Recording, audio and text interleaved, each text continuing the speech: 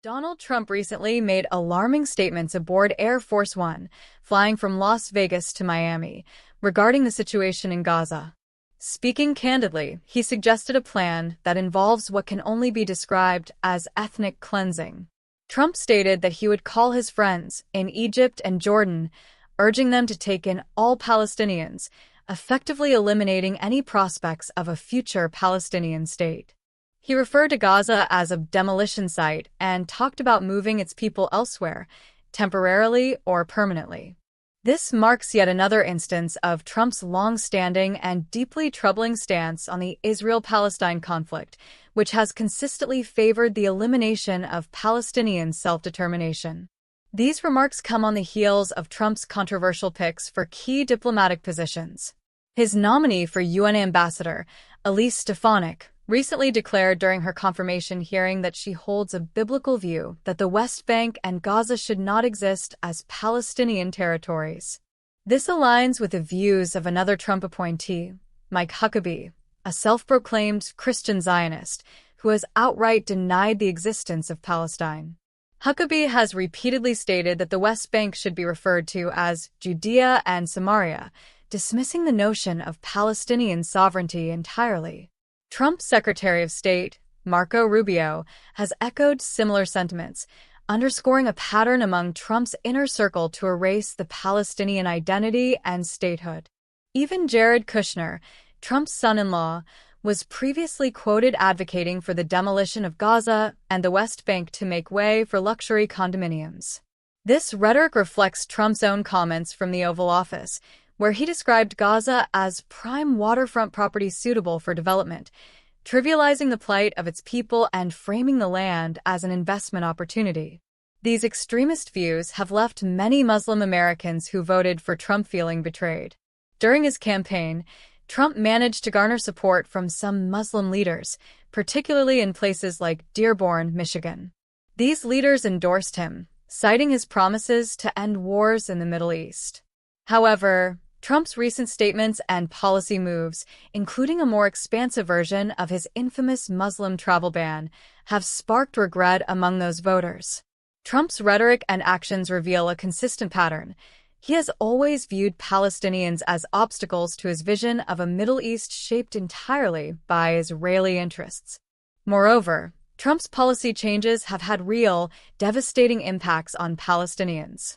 For instance, he rescinded sanctions imposed by President Biden on Israeli settlers who blocked aid to Gaza and burned down Palestinian homes. Shortly after Trump's reversal, those settlers resumed violent activities with impunity.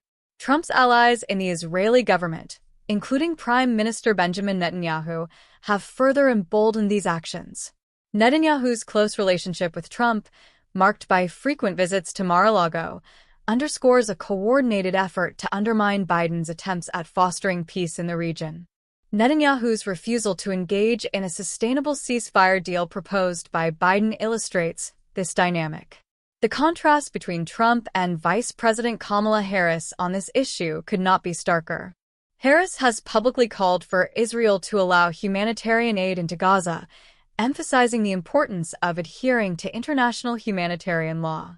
While some Palestinian and Muslim voters have criticized Harris and the Biden administration for not doing enough, it's clear that their stance is fundamentally different from Trump's outright endorsement of ethnic cleansing and territorial erasure. Trump's remarks aboard Air Force One exemplify his disregard for Palestinian lives. By calling for the displacement of over 1 million people, he openly advocates for a policy that violates international law and basic human rights. Yet, mainstream media has largely refrained from labeling this rhetoric for what it is, a call for ethnic cleansing. Adding to the troubling picture, Trump's appointees have continued to push their extremist narratives. At her confirmation hearing, Elise Stefanik reaffirmed her belief that Israel has a biblical right to the entire West Bank, dismissing the existence of Palestinian territories.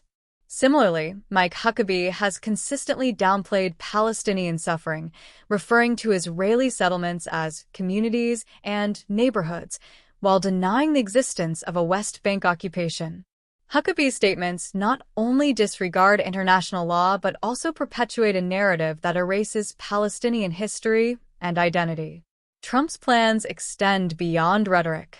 His executive orders have paved the way for policies that exacerbate the humanitarian crisis in Gaza. For example, his administration's expanded travel ban targets Muslim-majority countries, further isolating Palestinians and other marginalized communities.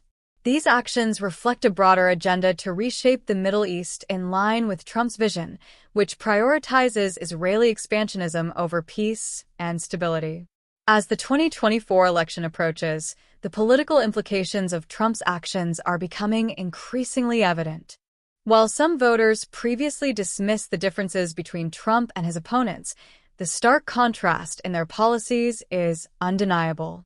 Trump's open endorsement of ethnic cleansing, coupled with his administration's extremist appointments, highlights the dangers of his return to power. For those who believe Trump's promises of peace, his actions serve as a grim reminder of his true priorities. In conclusion, Donald Trump's recent remarks and policy moves reveal a dangerous agenda that threatens the lives and rights of Palestinians. His administration's consistent support for Israeli expansionism, combined with his appointees' extremist views, underscores a broader pattern of disregard for international law and human rights.